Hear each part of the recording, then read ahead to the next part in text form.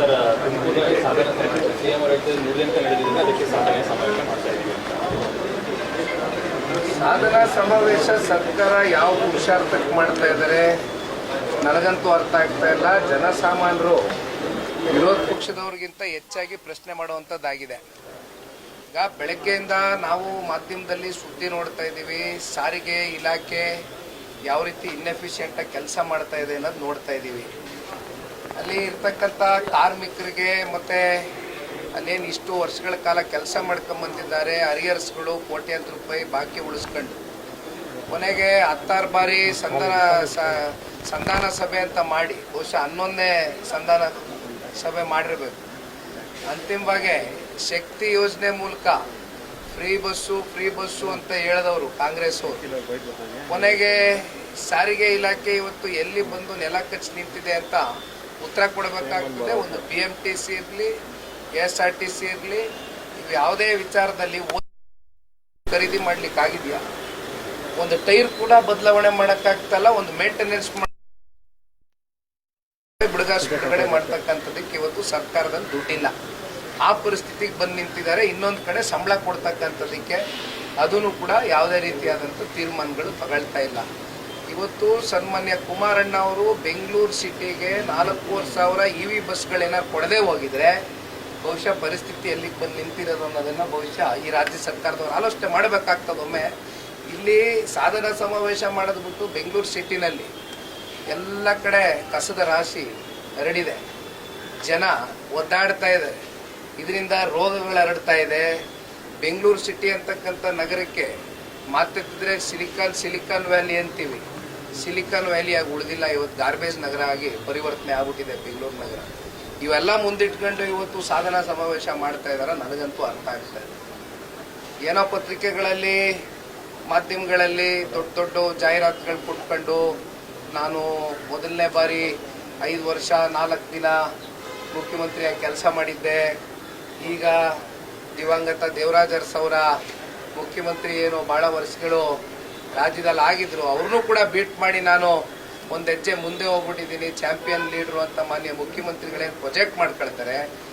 ಎಷ್ಟು ದಿನ ನಾವು ಮುಖ್ಯಮಂತ್ರಿ ಕುರ್ಚಿಲಿ ಕೂತಿದ್ವಿ, ಎಷ್ಟು ದಿನ ಸರ್ಕಾರದಲ್ಲಿ ಆಡಳಿತದಲ್ಲಿ ಕೂತಿದ್ವಿ ಅಂತಕ್ಕಂಥದ್ದು ಮುಖ್ಯ ಅಲ್ಲ. ಬದಲಾಗಿ ಕೂತಂಥ ಸಂದರ್ಭದಲ್ಲಿ ಎಷ್ಟು ಜನರ ಜೀವನ ಬದಲಾವಣೆ ಮಾಡಿದ್ದೀರಿ, ಎಷ್ಟು ಜನರ ಜೀವನ ಹಸನಗೊಳಿಸಿದ್ದೀರಿ ಅಂತಕ್ಕಂಥದ್ದು ಚರ್ಚೆ ಆಗಬೇಕಾಗಿದೆ. ಆದರೆ ಸಾಧನಾ ಸಮಾವೇಶ ಕೇವಲ ಸರ್ಕಾರದ ದುಡ್ಡಲ್ಲಿ ಇವತ್ತು ಮೋಜು ಮಸ್ತಿಗೆ ನಾವು ಕಟ್ತಾ ಇರ್ತಕ್ಕಂಥ ತೆರಿಗೆ ಹಣದ ಮೂಲಕ ಮೋಜು ಮಸ್ತಿ ಮಾಡ್ಕೊಂಡು ಕೂತಿದ್ದಾರೆ ಹೊರತುಪಡಿಸಿ ಇದರಿಂದ ಯಾರು ಹೊಟ್ಟೆನೂ ತುಂಬ್ತಾ ಇಲ್ಲ.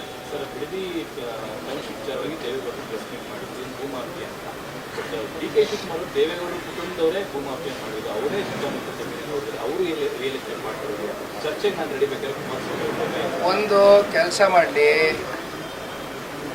ನಾವು ಎಲ್ಲೆಲ್ಲಿ ಜಮೀನು ಹೊಂದಿದ್ದೀವಿ ತೆಗಿಸ್ಲಿ, ಸರ್ಕಾರ ಅವ್ರದ್ದೇ ಅಲ್ವಾ.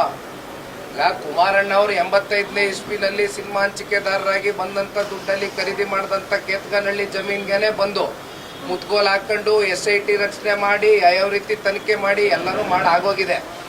SIT ಅಂತಕ್ಕಂಥದ್ದು ಇವತ್ತು ಒಂದು ರೀತಿ ಪಾಪ ಇಂಡಿಪೆಂಡೆಂಟ್ ಬಾಡಿಯಾಗಿ ಕೆಲಸ ಮಾಡಬೇಕು, ಬೇಕಾದವ್ರ ಮೇಲೆ ರಾಜಕೀಯ ದ್ವೇಷಕ್ಕೆ ಯಾವ ರೀತಿ ಮಾಡ್ಕೊಂಡು ಹೊರಡಲಿ, ಅದೆಲ್ಲ ಇರಲಿ ಒಂದು ಭಾಗ. ಆದರೆ ಬಂದು ಕುಮಾರಣ್ಣ ಅವರು ಭಾಳ ಸ್ಪಷ್ಟವಾಗಿ ಪ್ರೆಸ್ ಮೀಟಲ್ಲಿ ಹೇಳಿದ್ದಾರೆ, ಅವರು ಮೊದಲನೇ ಬಾರಿ ಮುಖ್ಯಮಂತ್ರಿ ಆಗಿದ್ದಾಗ ಕುಮಾರಣ್ಣ ಅವರು 4 ಭಾಗದಲ್ಲಿ ಬೆಂಗಳೂರು ನಗರ ಭಾಳ ದೊಡ್ಡದಾಗಿ ಬೆಳೀತಾ ಇದೆ, ಉಪನಗರಗಳಾಗಿ ಪರಿವರ್ತನೆ ಆಗಬೇಕು. ಬೆಂಗಳೂರು ನಗರ ಬೆಳೀತಾ ಇರೋದ್ರಿಂದ ಜನರ ಪಾಪ್ಯುಲೇಷನ್ ಜಾಸ್ತಿ ಆಗ್ತಾ ಇದೆ. ಈ ನಿಟ್ಟಿನಲ್ಲಿ ಎಲ್ಲ ಕಡೆನೂ ಕೂಡ ಈ ಥರ ಒಂದು ಇವತ್ತೇನು ಪಾಪ GBIT ಅಂತಾರೆ, ಇಂಟಿಗ್ರೇಟೆಡ್ ಟೌನ್ಶಿಪ್ ಅಲ್ವೇ, ಗ್ರೇಟರ್ ಬ್ಯಾಂಗ್ಳೂರ್ ಹೆಸರು ಬದಲಾವಣೆ ಮಾಡ್ಕೊಂಡಿದ್ದಾರೆ ಅಷ್ಟೇ. ಕುಮಾರಣ್ಣನ ಆಲೋಚನೆ ಅವತ್ತೇ ಇತ್ತು. ಆದರೆ ರೈತರು ಬಂದು ಕುಮಾರಣ್ಣನ ಹತ್ರ ಕೃಷ್ಣ ಕಚೇರಿಗೆ ಇಲ್ಲ ಬೇಡ ಇದನ್ನ ಕೈ ಬಿಡಿ ಅಂತ ಇದ್ದಂಗೆ ಕುಮಾರಣ್ಣ ಅವರು ಅವ್ರಿಗೆ ಗೌರವ ಕೊಟ್ಟರು. ಆ ಸಂಧಾನ ಸಭೆಯನ್ನು ನಡೀತು ಅವತ್ತು ರೈತರ ಜೊತೆ ಗೌರವಿತವಾಗಿ ನಡ್ಕೊಂಡು. ಆದರೆ ಇವತ್ತೇನು ಮಾಡ್ತಾ ಇದ್ದಾರೆ, ಅಲ್ಲಿರ್ತಕ್ಕಂಥ ಸಣ್ಣ ರೈತರ ಗತಿ ಏನು, ಅಲ್ಲಿ ಯಾಕೆ ಭೂಮಾಫಿಯಾ ಅಂತ ಕುಮಾರಣ್ಣ ಅವರು ಹೇಳ್ತಾ ಇದ್ದಾರೆ. ಇಲ್ಲಿ ರಿಯಲ್ ಎಸ್ಟೇಟು ದಂಧೆಕೋರರು, ಕಮಿಷನ್ ಏಜೆಂಟ್ಗಳು, ಇಲ್ಲಿ ಮುಂದೊಂದು ದಿನ ಅಕ್ವಿಸಿಷನ್ ಆಗೋಗುತ್ತೆ, 10 ರೂಪಾಯಿ ಕೊಟ್ಟಿದ್ದು 1000 ರೂಪಾಯಿ ಸಿಗುತ್ತೆ ಅಂತಕ್ಕಂಥದ್ದು ಒಳಗಡೆ ಈಗ ನಡೆಸ್ತಾ ಇದ್ದಾರಲ್ಲ ಬೆಂಗಳೂರು ಉಸ್ತುವಾರಿ ಮಂತ್ರಿಗಳು, ಅವರ ಪಟಾಳಂಗಳು, ಯಾರ್ಯಾರ್ದೋ ಬೇನಾಮಿ ಹೆಸರುಗಳಲ್ಲಿ ಹಾಕೊಂಡು ಕೂತಿದಾರಲ್ಲ ಬೇಲಿ, ಇದು ಕುಮಾರಸ್ವಾಮಿ ಅವ್ರ ಕುಟುಂಬಕ್ಕೆ ಅನ್ವಯ ಆಗಲ್ಲ. ಆ ಥರ ಯಾವುದಾದ್ರು ಒಂದಿದ್ರೆ ತೋರಿಸ್ಲಿ, ತಲೆ ಬಾಗ್ಬಿಡ್ತೀವಿ ನಾವು. ಅಲ್ಲಿ ಇರ್ತಕ್ಕಂಥ ಹೇಳೋಣ,